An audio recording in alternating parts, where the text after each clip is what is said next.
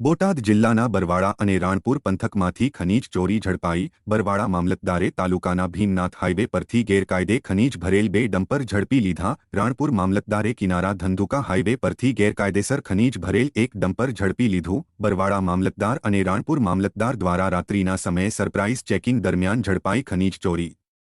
3 dumper મળી કુલ ₹60 લાખનો મુદ્દામાલ કબજે કર્યા। ત્રણેય ડમ્પરના માલિક અને ડ્રાઈવર મળી કુલ 6 શખ્સો સામે કરી કાર્યવાહી।